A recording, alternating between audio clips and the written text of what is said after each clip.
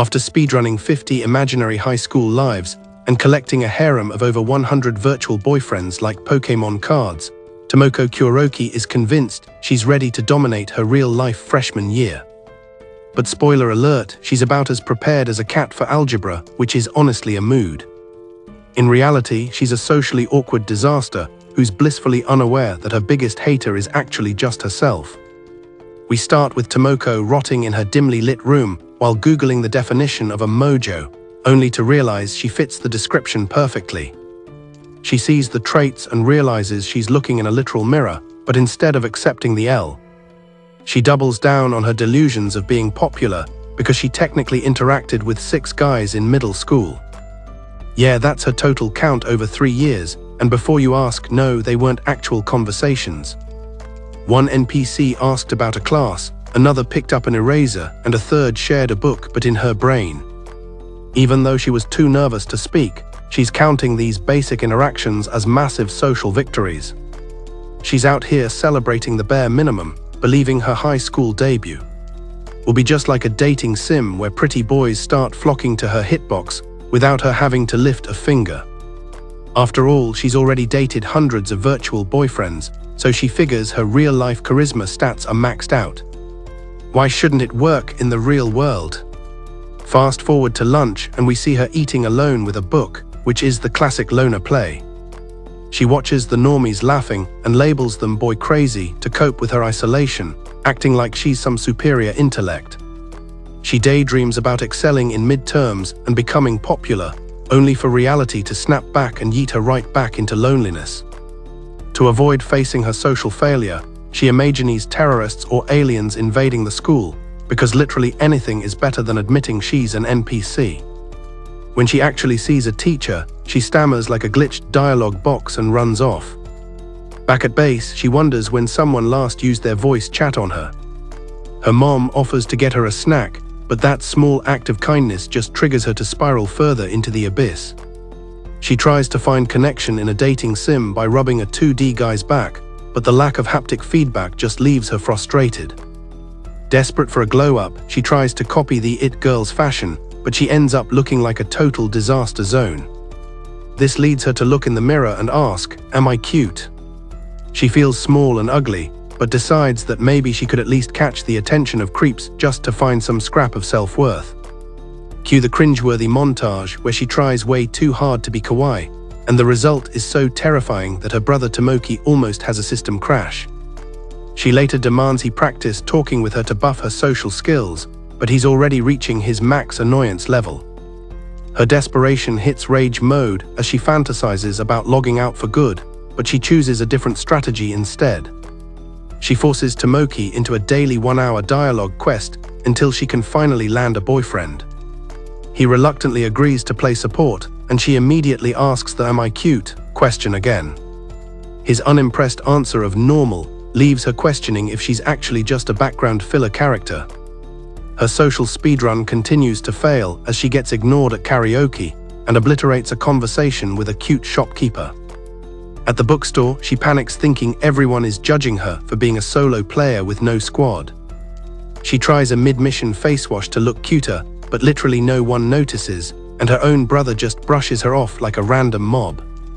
Feeling invisible, she gives up on her fate, but the night isn't over yet. Tomoki finds her rotting in the park and shows a rare moment of empathy by convincing her to fast travel home. As they walk away, Tomoko feels like she's just failed the main quest again. She's enjoying the latest track from her verbal abuse CD when she gets a surprise call from her old middle school teammate, Yu. They haven't spoken in years, but Yu suggests they squad up next Sunday, which sends Tomoko into a panic. She immediately starts dreading the inevitable lore dump about her boring-as-heck freshman year. She checks her old yearbook and remembers Yu as a fellow plain-tier geek, thinking they're on the same level. But the thought of catching up makes her cringe, knowing she'll have to lie about her fulfilling high school experience. Next morning, she's devouring a massive breakfast to buff her energy, preparing for a day of imaginary accomplishments. She fantasizes about making her life sound like a top-tier anime scene, but the stress meter is redlining. And her stomach can't take the hit, so she ends up puking before she reaches school.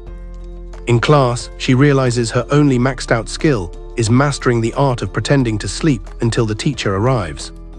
She's hungry after her morning ordeal, but is too terrified of drawing aggro to eat lunch early.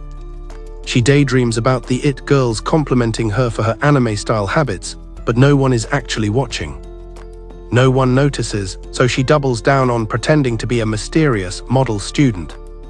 During English, a mean boy catches a whiff of her lunch and roasts her, forcing her to hide behind her book to avoid the massive humiliation. Then art class hits her with the ultimate horror, a pairing assignment where she knows she'll be the last pick in the lobby. So she speedruns to the nurse's office to skip class, where she fantasizes about a romantic encounter that's definitely not PG. Walking home, she spots a couple and immediately envisions them breaking up, because if she's taking social damage, everyone should. She's out here manifesting a total relationship collapse for them just to feel better about her own solo playthrough. She catches a brief glimpse of the girl's gear and insists to her brain that she's not a pervert, she's just curious. 4 days later, Tomoko is still planning how to impress Yu with her list of fake accomplishments, including her non-existent romantic life, when she overhears some classmates talking about dating. Consumed by jealousy, she retreats into a mental harem fantasy, but reality is about to land a critical hit. A boy accidentally yeets his desk into her stomach, snapping her out of the simulation and back into her awkward life. Tomoko clings to her delusions and vows to never lose her virginity, right as she's summoned to the faculty office. The art teacher roasts her for skipping class, leading her to imagine a bizarre quest where she dates an obese boy just to have someone on her friend list. But the game forces her to actually pair up with him for a portrait assignment. She finishes her drawing from memory just to avoid looking at him, but she's actually impressed when she sees his high-tier sketch. The big day finally arrives and she meets Yu, but it's a total jump scare because her plain friend has undergone a massive character redesign. Yu has bleached hair and contacts, making Tomoko feel like a low-level mob compared to her transformed Gyaru stats. They still bond over anime lore, and Yu starts venting about a fight with her boyfriend, which is a status effect Tomoko can't comprehend.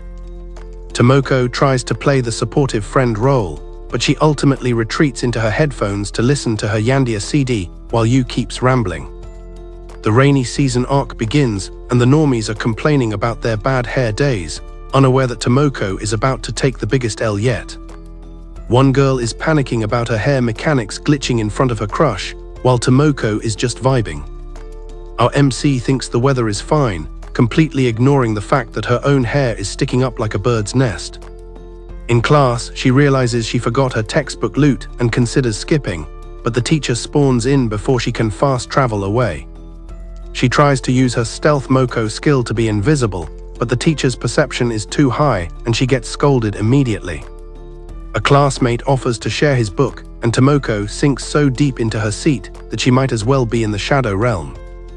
Later, she's already tilted by her bad luck and heads to her locker, but the RNG is not on her side. She can't find her umbrella and rants about the thief who stole it, until she remembers she just left it somewhere else.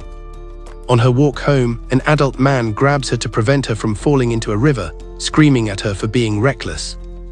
After a tearful apology, she walks on, only for the wind to yeet her umbrella away. She takes cover under a random kiosk and gets joined by 2 male classmates, which is her worst nightmare. She panics about appearing rude, but her social lag makes them think she's just ignoring them. One boy concludes she's just a quiet type, while Tomoko tries to fix the vibe but only stammers like her connection dropped.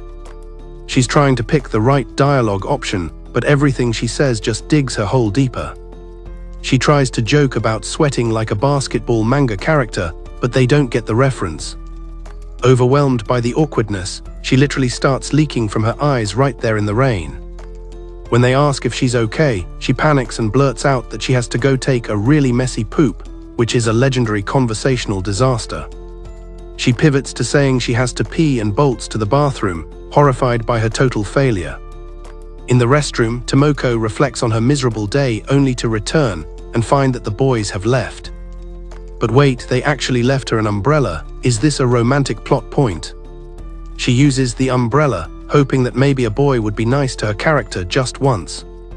Back at base, Tomoko comes home soaking wet, and she's fuming with jealousy that he got to stay home while she was grinding at school. Next day in PE, she's the last pick for basketball, feeling like the phantom sixth man with none of the actual talent.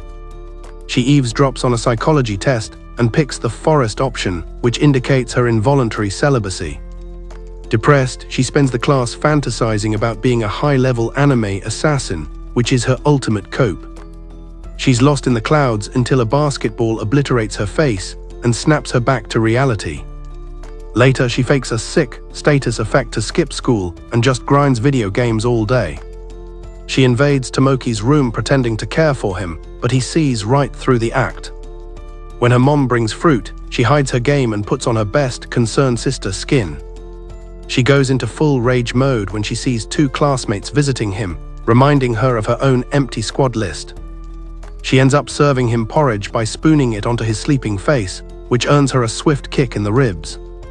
At 2 a.m., she tries to play caregiver by placing a cold towel on his head, but her dexterity is too low and she totally messes up. Next morning, she catches his cold and asks for support, but he shuts her down immediately. To make things worse, Yu texts her saying she'd pick the forest option too, hinting that she's already cleared the Not a Virgin questline. Late at night, Tomoko finds herself mindlessly surfing the web at 2:17 a.m. She finds an article on how to trigger an erotic dream and figures, hey, why not, let's speedrun some romance. The instructions are simple: sleep on your stomach and deprive your brain of oxygen. She covers her head with a pillow to force the dream mechanics to trigger. She's all in on this sketchy plan, and she finally falls asleep. She enters a bizarre dream world where everything is kanji and symbols, which is not the aesthetic she was going for. Then the music changes and she's surrounded by bugs, turning her romance dream into a literal insect horror game. She wakes up screaming, realizing she just accidentally triggered a nightmare instead of the fanservice she wanted. By 4:14 a.m., she's back for round 2, stuffing a pillow under her shirt to try and trick the dream engine again. She wakes up gasping for air and dreams about a stuffed gorilla on a train, which is definitely a glitch. Her frustration hits max level as the visions devolve into toy alligators and even more bugs. Covered in sweat, she finally snaps and bangs the pillow against the wall, realizing that you can't force the dating sim mechanics to work in your sleep. The next day, Tomoko barely survives a quiz, looking so blissful that her teacher wonders what's going on in her head. During lunch, she accidentally eavesdrops on a group of NPCs, Okada and her squad spilling tea about some creep on the train. But she thinks they're just capping to make themselves sound like high-value targets, mostly because she sees herself as a plain NPC that no one would ever bother to target. So to test the meta, she calls her friend Yu and drops a massive lie about being harassed herself. And though Yu tries to buff her confidence, the conversation just sends Tomoko's insecurities into rage mode, leaving her wondering if she just needs to be cuter to unlock that kind of attention. On the next train ride, she's rationalizing her safety when suddenly the crowd crushes her and something grabs her hitbox, triggering an immediate panic attack because she thinks her nightmare scenario is finally live, only to escape and realize it was just a girl's weapon prop getting tangled in her gear. Disappointed by the lack of plot development, she pings Yu with the story, leaving her friend totally confused, which leads her to a brand new obsession: underwear. Tomoko is determined to buy top-tier panties to obliterate the popular girl's social dominance. So she goes on a shopping raid with Yu, feeling the hype and the cringe of the massive selection, while she daydreams about her anime husbandos, and Yu just stares at her like a bugged NPC. Back at base, she inspects her new loot like it's legendary tier treasure. But the playthrough goes south when she accidentally equips them as a handkerchief at school and a boy notices. Panicked, she locks herself in the bathroom to delete the evidence before she gets banned from social life, later deciding to distract herself by grinding a BL game that she's definitely not into. But when she wins a personal massager, she starts overthinking the optics of owning both at the same time. She uses the massager on her neck and falls into sleep mode, only for her dad to find her AFK with the motor still running. But instead of freaking out, he's a total bro, turns it off and carries her to her bed. 3 months into high school, Tomoko is watching romance anime and eating Pocky when an existential crisis hits. And remembering her search for unpopular girl, she convinces herself she just needs to switch her build to one of those cold, emotionless anime MCs. She vows to become completely silent and expressionless, believing it's the ultimate key to her transformation. Turning herself into a literal robot at home, while completely ignoring her mother's attempts to start a dialogue. And when Tomoki demands his sports drink back, she hits him with that same robotic tone until he finally loses his temper. She curses the fingerprint marks on her cheek and plots to blackmail him by stealthing into his room later, all while trying to maintain her new, emotionless persona. In class, while everyone else is studying, Tomoko is trying to be the invisible, grey MC of the scene, standing alone during PE while everyone else squads up for tennis matches. Convinced that this wallflower strategy will somehow lead her to being popular. But her grey persona starts to crack when she realizes that silent characters only win in anime if someone actually pings them. The realization deals critical damage to her heart, and she starts leaking from her eyes. Clinging to her cold build on the walk home until she passes a cafe and the mission completely glitches out. She orders a giant cappuccino by mistake and then overloads the potion with way too much sweetener, turning the whole drink into a sugary disaster that she can't even finish.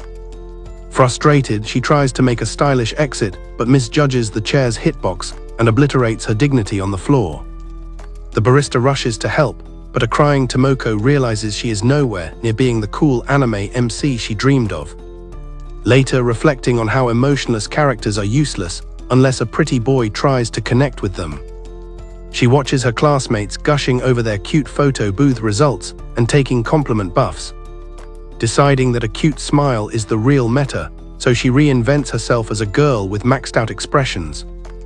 Unfortunately, the RNG is against her because Yu is busy and Tomoki rejects her offer to raid the arcade together, forcing her to sneaking into a photo booth alone where she struggles with the poses and wastes 400 yen on trash results. She ends up sneaking into a Purikura booth at the arcade, but our girl is literally fighting for her life trying to follow the cute poses, eventually wasting 400 yen on a total disaster, leaving her defeated the next day while watching a cheerful weather girl on TV and feeling like she's back at level 1. Desperate for a total character reset, she watches an interview with a cabaret girl who used the hostess career path to beat her shyness, inspiring Tomoko to be an honor student by day and a butterfly of the night after the school bell rings. She buys a lighter and practices her animations to prep for this new adult lifestyle. But when she tries to flex for men in the park, the interaction is a complete and total failure. At home, she tries to mix drinks for her brother like a pro mixologist just to feel smug about her adult skills, eventually venturing to the red light district to apply for a job, but the high-level street recruiters scare her off instantly. She flees the scene, realizing the adult world is way weirder and more dangerous than any simulation she's played. So she spends her evening speedrunning an Otome game and then forces Tomoki to listen to her lore dump about fate, leaving him wondering if her brain is just permanently glitched while she wakes up the next day in uncharacteristically high spirits. Classroom announcements reveal that summer break is only 5 days away, and she overhears the normies planning beach trips and camping, dismissing them as clueless about true love before hearing a popular boy mention fireworks and karaoke. Plans that she knows are way out of her league right now, especially when she realizes Yu will be busy with her boyfriend. She checks her reflection and is briefly stunned by how op she looks without her signature dark circles. But when two girls spawn in to do their makeup, she flees the room while cursing their high-tier cosmetic skills. They mention a friend named Mio got cuter after landing a boyfriend, which makes Tomoko believe she's finally cracked the code, concluding that she needs to find a player too just to unlock her own beauty potential. In a convenience store, she loots a magazine claiming sex makes you shine. And as she watches two cats outside, she imagines herself as an anime heroine and clutches that magazine like it's a guide to life. With this new revelation, she dives back into her dating sims, imagining herself as a bombshell that would make 2D characters jealous. convinced that someone is going to invite her to the fireworks festival any second now. The next morning, Tomoko roasts her character model for looking oily and filthy before noon. But she misinterprets his disgusted stare as him being attracted to her. She buys a black cola, thinking it will buff her feminine hormones, but the can explodes in her face, ruining the vibe. In PE, she's sitting alone playing with ants, which is peak social failure, until a boy notices an ant on her shoulder, sending her into a fantasy world just from his touch, though she completely misses the same thing happening in English class because she's zoned out. On the train, a boy next to her texts about the cute girl nearby, and when Tomoko leaves, she assumes she's the center of attention, celebrating with another cola that she intentionally lets explode in her face like a bizarre victory ritual. As summer hits, she realizes she has 0 party members to watch the fireworks with. So she runs to the library to find someone to join her, but fumbles the interaction so hard she has to pretend to get a fake phone call. She ends up at the same roof where she watched them with you last year, but it's already occupied by 2 middle school NPCs. They let her join, but they get distracted by the fireworks happening in the Love Hotel next door, leaving Tomoko to awkwardly realize that real life is nothing like the dating sims she spent her whole life speedrunning. After 5 days of doing absolutely 0 quests, she resorts to eavesdropping on her brother through the wall, comparing her pathetic life to a dying cricket before finally crying so loud it triggers a shut up from Tomoko.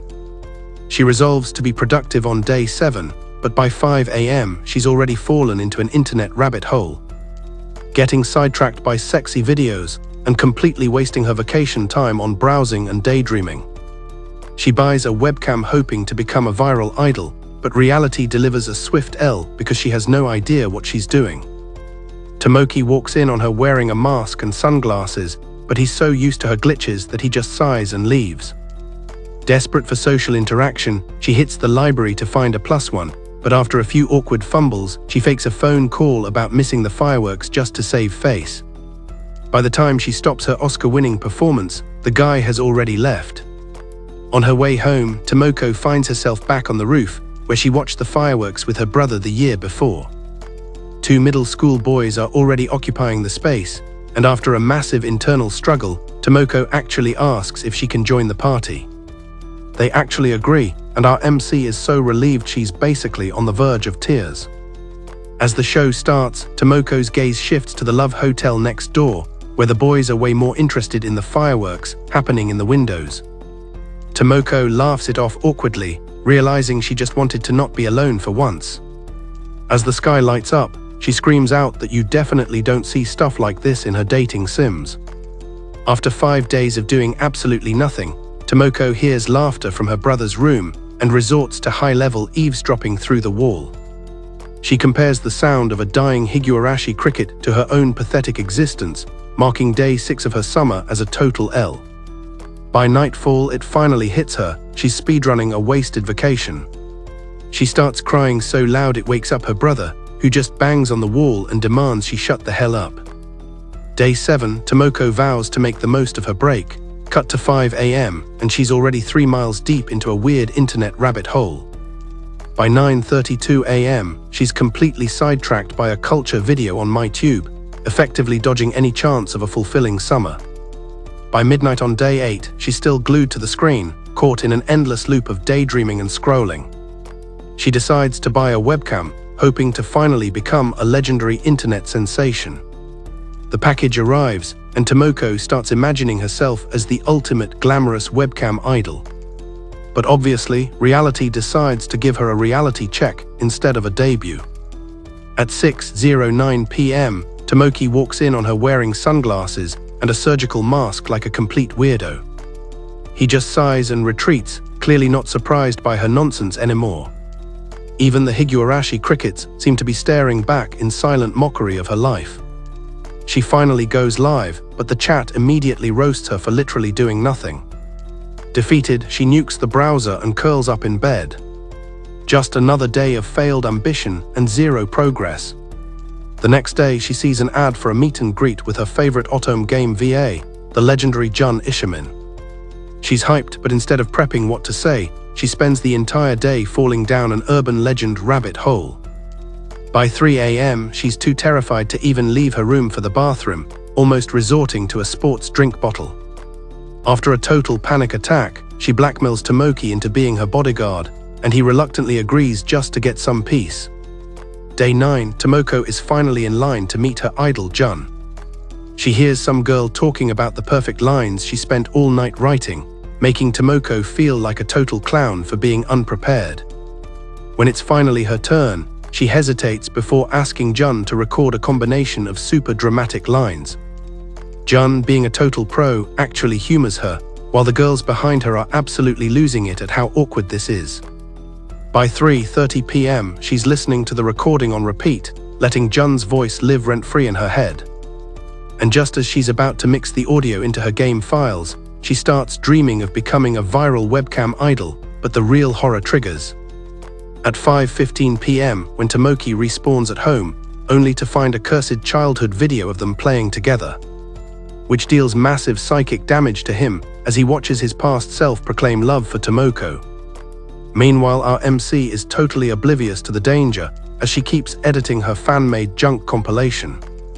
And even when her mom walks in during the most sus audio possible, she just casually calls her for dinner without a reaction. Which is when Tomoko realizes her headphones weren't even plugged in, meaning the entire house just heard her secret stash on max volume. But her mom is built different and just walks out completely unfazed. Later that night, she tries to initiate a co-op mission with her brother by setting off fireworks. And while he reluctantly agrees, he's probably just questioning his entire life choices as she lights sparklers outside his window. Which leads to breakfast where her mom drops the news that her cousin Kia is coming over for a summer visit, triggering a flashback to last year when Tomoko bragged about having a high school boyfriend just to flex on her, claiming he was a total player, but she was keeping him on standby until she officially leveled up to high school. But now she's regretting that lie because Kia is a middle schooler now and will easily detect her fake stats. Imagining a scenario where her cousin realizes her romantic life is just a solo simulation. So to save face, she decides to act like a total high school mean girl to keep the delusion alive. While Kia is already hyped to hear all of Tomoko's legendary dating stories. Meanwhile, Tomoko tries to ping you for advice, but her best friend is too busy at the beach biome with her squad, prompting Tomoko to act like she's also booked and busy, calling the beach a gathering of perverts while secretly being salty about Yu's life. So she heads to a clothing store to loot some mean girl skins, but she gets totally intimidated by the younger fashionable girls. And even after following their lead, she can tell her character design is still off, leading to a desperate move where she uses a vacuum cleaner to give herself a hickey buff, which backfires horizontally when her mom walks in and sees the carnage. And instead of being impressed, she hits Tomoko with a legendary tear slap. So when Kia finally spawns in, Tomoko is sporting a massive red handprint on her face and trying to claim it's a hickey. But Kia isn't a total NPC and just thanks her for the trip to the library, where Tomoko is stressing out about fabricating a romantic storyline for her imaginary man. Until Kasaka spawns in, the guy she met during a rainstorm quest last year. Tomoko immediately starts hallucinating a romance anime scene, but reality hits hard when he leaves and she's back to zero. And when Kia asks about the interaction, our MC doubles down on the lie, claiming that Kasaka is actually her boyfriend, which hypes up Kia so much that she starts asking for all the spicy details about their relationship, forcing Tomoko to panic switch the topic to her cousin's homework grind. But the world map literally crumbles the next day when she sees Kasaka with another girl. And when he asks what's up, Tomoko claims they have an open relationship meta just to keep the lie from crashing, before she retreats to the bathroom to rationalize that being a side character friend is still a social win. But Kia is on full offensive mode and tells Kasaka it's wrong to cheat on her cousin, leaving the guy confused while Tomoko tries to cancel the whole dialogue tree, eventually performing a desperate 10-10 doja in front of him to fix the glitches in her story. And while Kia is worried, Tomoko pretends to dump him like a boss, though Kia is definitely smelling a scam. So they head to a card shop where Tomoko tries to reclaim her dignity by claiming she's the queen of a kid's game. But even after cheating to secure the W, Kei just looks embarrassed for her. Though she finally admits Tomoko is cute, which gives our MC a massive wholesome buff. And just as Kei logs out of the visit, she promises to come back again, leaving Tomoko to wonder if she finally earned some respect or if she's just viewed as a low-level pet project. Now the calendar is showing only 10 days left of the summer break event, and Tomoko is spiraling, trying to schedule a date with you, only to have her connection dropped by a cancellation call, which makes her think she's been blacklisted for her weird requests and dirty mind tests. So she enters a full self-doubt loop, thinking she's about to be deleted from her bestie's friend list. But after some awkward lag, Yu explains she's just helping at her uncle's cafe, offering to treat Tomoko to a cake reward the next day, which buys her one more day to rot while playing games. And when she finally hits the cafe, she feels like a total low-level mob among all the couples, especially when Yu spawns in wearing a cute uniform that deals critical damage to Tomoko's ego. So she just orders a random pastry because the French item names are too high level, getting more bitter by the second as she realizes Yu is a top-tier waifu while she's just a disaster, leading her to head back to base and demand a part-time job quest to fix her life. So her mom mentions a friend's cake shop, and Tomoko starts hallucinating a glamorous hostess anime scene. But reality lands a heavy hit when she ends up in a literal cake factory wearing a surgical mask, grinding on a conveyor belt while her co-workers take smoking breaks. So she just listens to sad music and ponders why her playthrough is so mid, eventually rage quitting after one day and getting roasted by her mom for being lazy. And while she's forced to clean the windows, she tries to pass the quest to Tomoki. But her mom shuts that down fast because her brother is busy with the entrance exam arc. And when the argument heats up, Tomoko takes another critical smack to the face. She retreats to Tomoki's room fuming that he's actually helping out and making her look like a noob. But her mom spawns in with a dark anime aura and slaps her again for good measure. So she ends up sulking in the storage room and tossing out her childhood loot, until she finds a box of cicada shells they collected together back in the day, which leads her to find Tomoki's old diary where he wrote that he actually loved her because she was nice. But when she tries to find him for a wholesome moment, she learns he's out watching a meteor shower with his real friends. So she heads to the convenience store for some instant ramen and waits for a shooting star, wishing for a boyfriend while knowing her RNG is absolutely trash, until a random cat NPC appears and she gets hyped for the attention until she realizes even the cat is a dude, leaving a molted cicada skin on Tomoki's desk as a cursed parting gift. The new school term finally triggers and Tomoko declares it's the start of her redemption arc.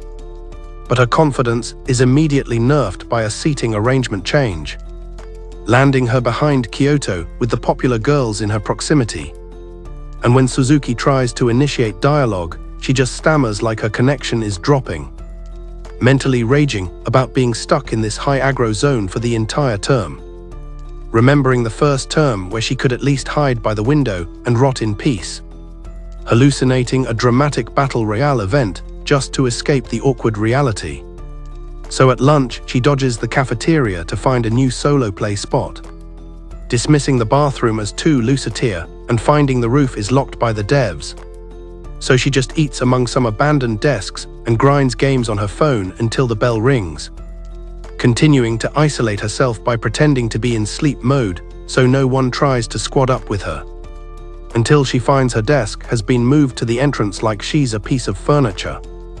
And during PE her stomach drops an L, making her collapse from a hunger debuff, which lands her in the nurse's office for some anemic MC tropes, only to return and find her desk has been moved again, prompting her to nearly unequip it from the room. But she heads to the arcade instead to watch a normie couple fail a crane game quest, scoffing internally as she secures the plushy loot on her first try, only to realize the stuffed toy doesn't actually buff her happiness stats. And the next day her teacher announces their class is the only one without a cultural festival project, making her pray they don't pick a haunted house and trigger her middle school trauma. as she fantasizes about joining a club where she's actually a respected member of the squad. But reality is still lagging, so she submits a proposal for the David Life Club, imagining it as a guild for maxing out fun every day. Until her mom interrupts the simulation to yell at her for having tea with stuffed animals. And to top it all off, she learns her club proposal was rejected for having zero coherent mechanics, sending her into a full Cubist-style mental breakdown as the festival prep officially begins, leaving her muttering that she just wants to log out while everyone else is working on a cosplay cafe. So she reluctantly offers to help out of pure jealousy for Hina's popularity, trying to slow-walk the fly-cutting quest until the boys speedrun it in bulk and force her to actually work, until she gets distracted by a maid costume and accidentally lands a critical hit on her own finger. Next day at school, the teacher announces that Tomoko's class is the only one without a cultural festival project.